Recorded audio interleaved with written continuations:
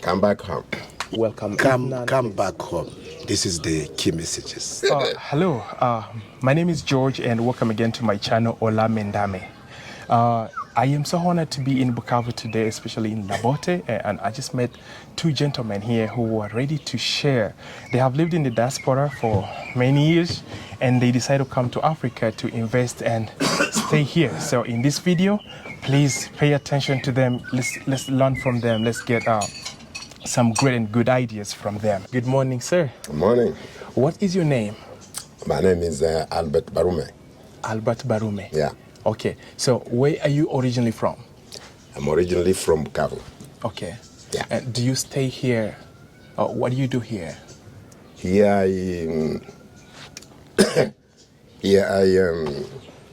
I work. Yes. I work for who I work? Busy. Everywhere. No, I'm actually originally, initially I'm a trained lawyer. Okay. And then I joined the local bar association here. This is like tens of years ago. Okay. And from there I joined some international work. All right. I did work for the African Union.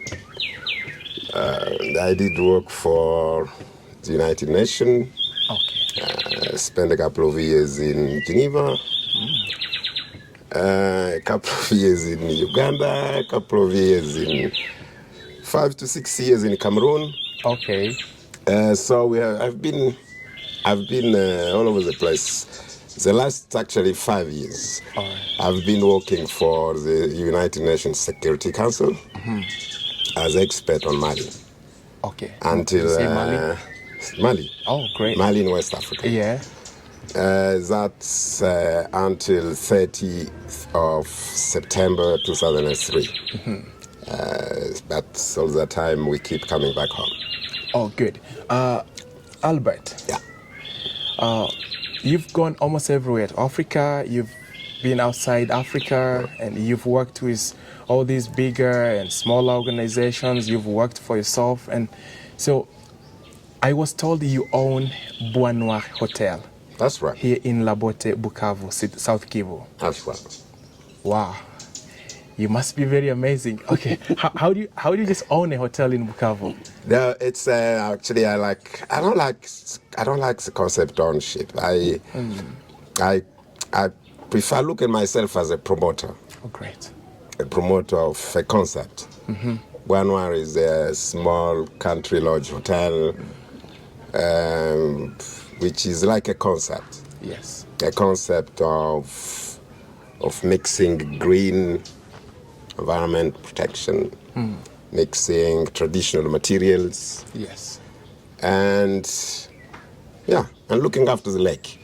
Great. This is what Lake Kivu, one of the beautiful lakes in the world. Looking after the nature. The beauty of the lake nature. is just phenomenal. Yeah, that's the concept of Bois Noir. Oh, I am originally from Congo. Oh. But I am a national of the United States of America. Oh. I've lived there. It's been 10 Welcome back years. home. Oh, thank you so much.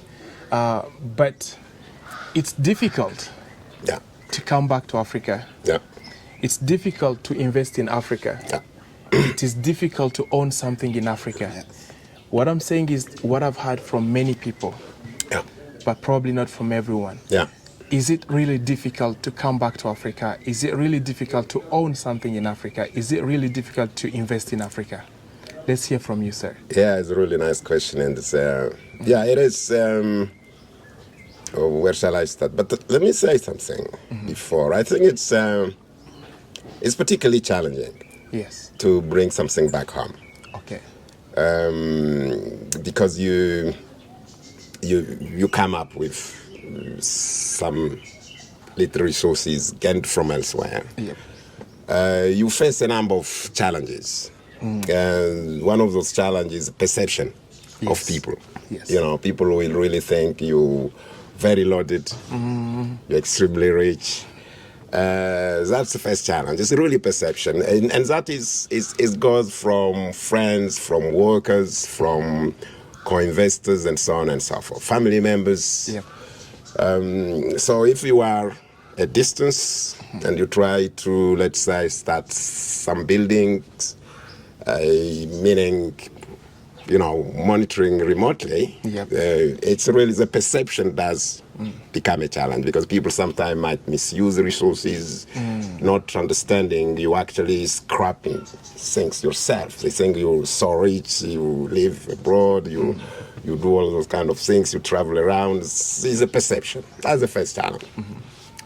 I think the second challenge, in my view, is the national environment. Okay.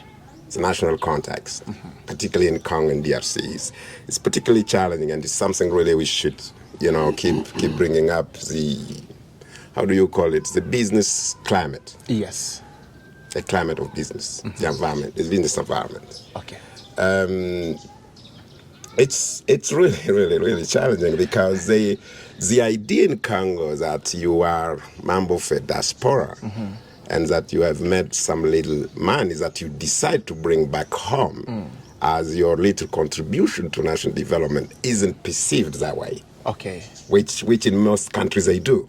So you have some African countries today which sort of promote diaspora. They know diaspora bring billion every year in their country. Yeah. And when diaspora comes, there is a sort of legal framework, policy framework for them to invest. Okay.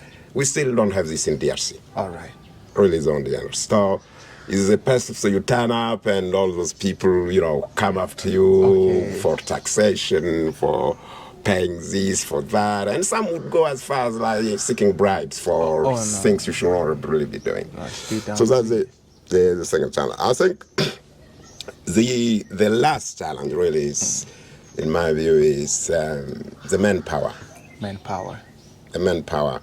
I think like Congo, our country, which has gone, particularly the east of Kivu, where we are right now. Yes. There's the Kivu region, where we are in Blackistan, we are in now in Kabu, is that we have a couple of generations that have only lived through conflict. Yeah. And those conflicts have depleted the education system, professional schools, all those kind of things. And they have sort of diluted values. Yes, that's true.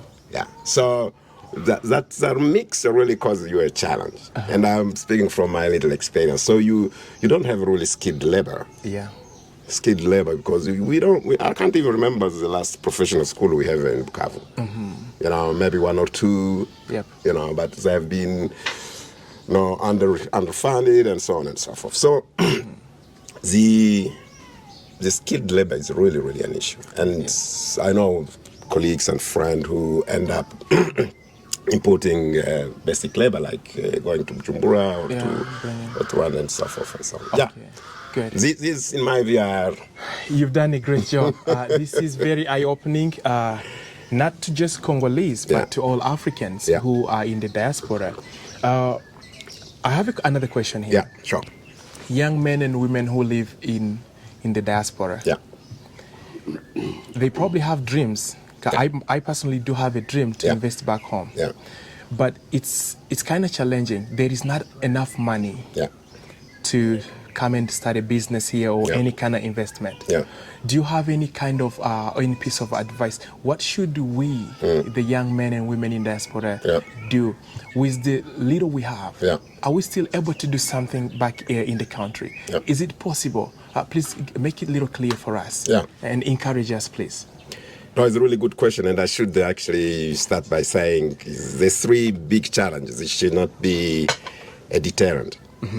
Shouldn't really deter you from coming back home. There is a bunch of benefit. All right. This is, I think it's good to have a good picture of challenges, the opportunities, and so on and so forth. Yes. No, there definitely are. There is one of the things is, and this is some. It's a little bit what we have been trying to do in Buenwa. Okay. First of all, you can still have. There is so many things that are still need to be done here. Yeah. So many. So opportunities are still quite raw. Yeah. In different domains. Yeah. in different domains. And you know what we are experiencing here in Buenos Aires, for instance, we decided we're going to look for a niche of little country country lodge style hotel. You know, not very expensive, standard rooms, but clean.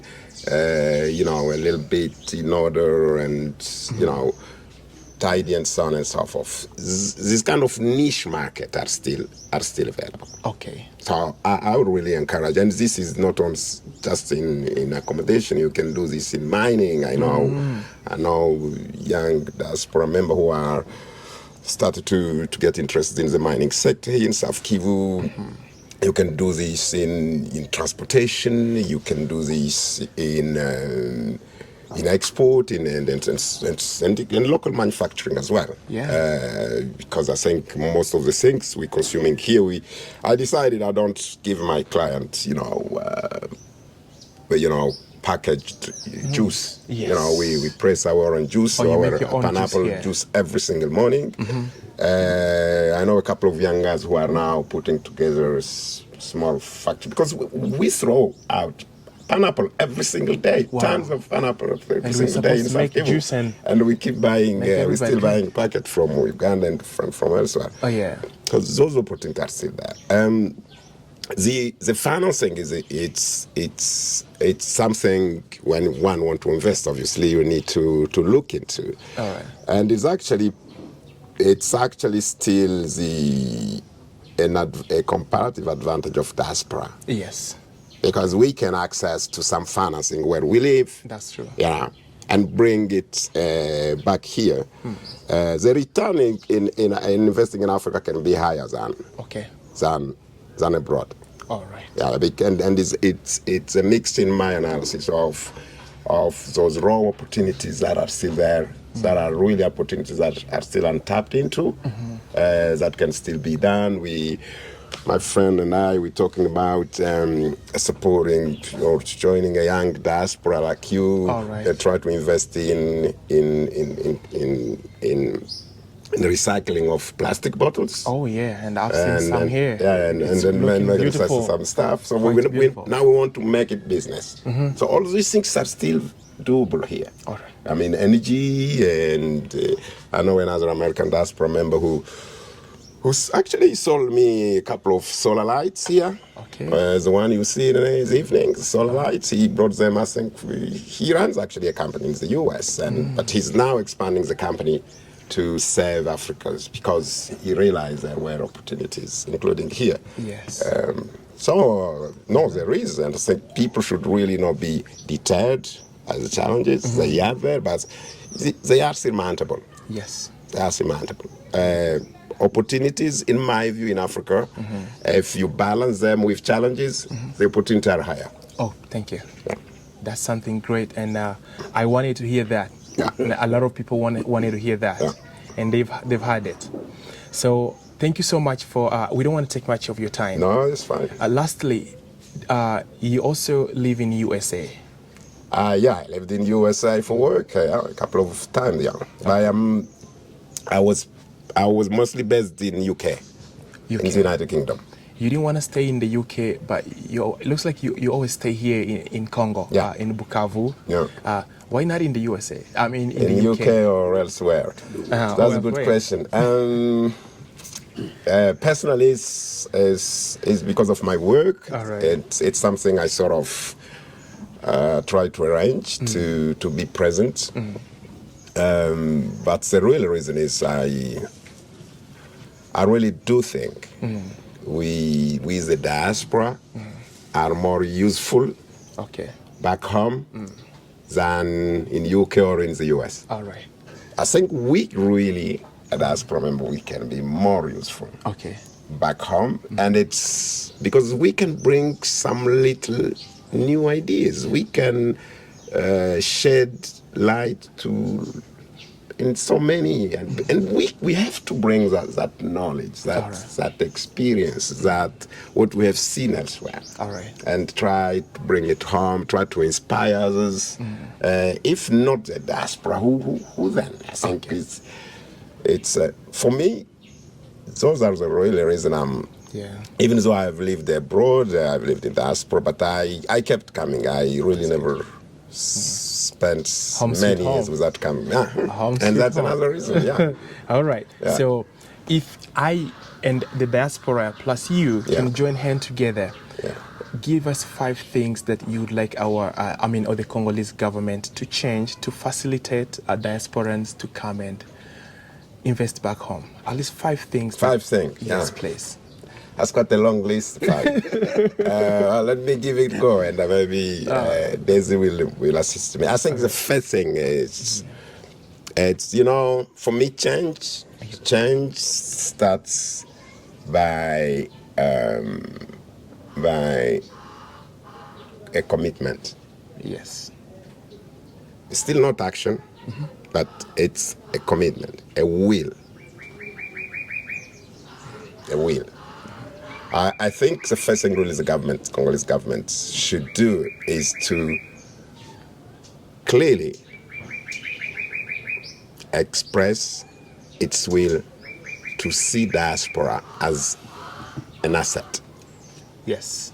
I don't think so far that will is manifest. Okay. Clear. Yeah, I think we as a member of diaspora, we believe we are an asset, but there is no political will that have been shown by the government. Some other countries have done so, Okay. and I don't want to elaborate on that. Thank you. The second thing, is because you can't have an asset that you are not aware of. That's true. You cannot have an asset that you are not aware of. The second thing is, as I said, you can't have an asset that you are not aware of. So the second thing, the government should make an inventory Okay. of its diaspora. Great. Know who is where, who's doing what where, and who's who. There we go. They really should. Oh, yeah. They really should. Yeah, the third I was saying is a set of incentive measures. They can be fiscal, they can be custom-wise, they can be, actually, that will make diaspora member to see how worth it is to bring their resources home, Okay. comparing to elsewhere. All Because today I have colleagues, I have friends who did same professional path with me, Yeah. but who decided they are investing in Uganda, they invest in Namibia. Okay. So I think the DRC government should really make sure that there is a set of those measures, incentives, that makes in the head of a diaspora looking to bring something on Africa, to see comparative advantage Yep. in bringing those resources into DRC. Thank you. I think the fourth is one thing saying something. Okay. Is another thing actually doing it. All right.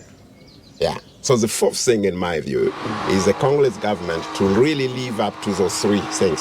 Yes. The will, the inventory, and the incentives. So when you turn up with your 2 containers, 40 feet to the border, you bring them in DRC, you found a favorable local environment. Yes. Maybe you see somebody welcoming you. Maybe you can see the government accompanying you in whatever you want to do. All right. Yeah. For me, that's the fourth thing. Thank you. I think the fifth, the fifth is if you think something is an asset, you must keep looking after it. Knowing whether it's doing well, checking on it. Yeah, that's it. Okay. Checking on the assets. If the Congolese government is really serious about this, once there is a political will, there is a set of incentive, you have inventory, and you are welcomed, then it should keep checking on those initiatives. Okay. If there is challenges, maybe, understanding why, achieving your goals, you have anything we can help you with, those kind of stuff. Oh, yes. Yeah. These are the 5 things I would say, in my humble view. Mr. Albert, Yeah. you've been so phenomenal. Thank you so much. You're This is welcome. very eye-opening, and a lot of diaspora men and women are going to watch you, and they're going to give their views. But what you've shown us, you've given us, this is what we needed to hear in the diaspora. Thank you. Thank you so much. It's me who should be thanking you. Oh no. So the beauty of Africa is men like you encouraging young men to do something back home. Yes, please, come back home. We have another gentleman here who is going to share with us as well what it is like to be back home, and he has also lived in the diaspora for many years, but right now he's home. Sir, you're welcome. My name is George, and I live in USA, and I am so honored to meet you today, sir. What is your name? So my name is Deson. Okay. I've spent more than 30 years in Belgium. All right. Yeah. So you speak French so much? Sure. French is my first language, and then I have to learn English. Okay, good. Young men and women in USA, UK, let's say abroad, outside Africa, outside Congo, don't know much about Congo. They don't know much about Congo. Would you please tell us a little bit what's so good about Congo? What's so good about back home? I don't think they don't know about Congo. I think they hear about Congo, but what they hear is only negative things. Okay. The good thing of Congo is first the size of the country, the size of the population, opportunities, which huge opportunities. Of course, there are also constraints. Yes, Congo is under war since more than 30 years now. Yeah, but again, war does not prevent you to come back to see as you did. This is a good example. I'm happy to be here. Yeah, and you should, I think, invite more of our colleagues. Okay. Your colleagues to come back to explore the opportunities. Young men and women have heard only about conflicts in Congo. But Congo is not only about conflicts. We have a lot of things. Can you mention about 5 great things about this country, positive things about the Congo, the Democratic Republic of the Congo? 5 things. I will start my own, as I said. 30 years in Europe, worked with UN agencies, UNICEF, worked with the National Committee of the Red Cross. So now I'm back to invest in my own country. As I said, the first one I can see is the opportunity. Huge opportunities. A variety of pillars. You can invest in health, you can invest in wash, you can invest in environmental protection, you can invest in mineral, you can invest in... But also the weather. Weather here, we don't have... we have weather which is accommodating. Yes, it is. And also taxes. Taxes here, you pay, of course, and we have to pay. But it's not that you are paying a lot to... Yeah, you pay, but you get also something from this. But also the field which is still empty, so everybody can do everything here. Okay. Yeah. So lots of and then opportunities. security is coming still a challenge, especially in the east. But we are improving it with, of course, you guys coming back. I'm sure with your brilliant ideas as young people, this will help the country, the DRC, to overcome what it was here since more than 30 years. Thank you so much, sir. This is very eye-opening again, and I am so honored to have met you today. This is helping Africans at large, especially Congolese. So we do have Congolese families back in USA, UK, Australia, everywhere out there. And maybe, do you encourage them to bring the kids, the children back home to, what's your say? Yeah, I start by my own. My kids were, in fact, stayed here for 1 week. For 1 week, yeah, 1 hour. They came back. They came from Brussels. Yes. Went with them in the villages in Birava, Okay. around 50 miles from here. All right. They could see now they went back again in Brussels. They are studying there, university. My young son, small one, who is 17 years now, Okay. who is coming back in July to buy small plot in Goma because Absolutely. Yeah, exactly. He Good. job as a student, he got a small amount, and he said, "Dad, this is the area where I have to invest my money." Good. So this is the kind of example, and of course, I encourage other parents like me to bring their kids back. But I'm also aware of challenges in the US or in Europe. Some of those parents cannot afford Yes. Sending the children. because they are working only to survive. But those who can, of course, they are most welcome. And of course, we will share contacts. In case there are information needs or facilitation, we are ready to support. Thank you so much, sir. I am so honored to meet you today, and this information is going to help a lot of people. Again, one thing maybe also to Please. highlight is you guys, Diaspora, it's now. You have to do it because the new governor coming is from Diaspora. Okay. The first Prime Minister, Madam Judith, she's from Diaspora. Okay. There are so many guys now and ladies who have been nominated in the government and who are really open and supportive toward Diaspora. If you don't do it now, maybe tomorrow it may be late. Yes. Yeah. Okay. Thank you. Now you've said it all. That's all I wanted to hear. Exactly. Yeah. Thank you so much. Thank you so much, George. Do you have anything else you feel like you want to add there that I didn't ask? You're more than welcome. If none, Come please. back home. This is the key messages. Come to explore. Ask the elders who already are here. They will guide. They will give support. Guidance means advices are reliable, and we are here. Thank you so much, sir. Yeah. Thank you so much. God bless you. Oh, yeah. Thank you so much. All right.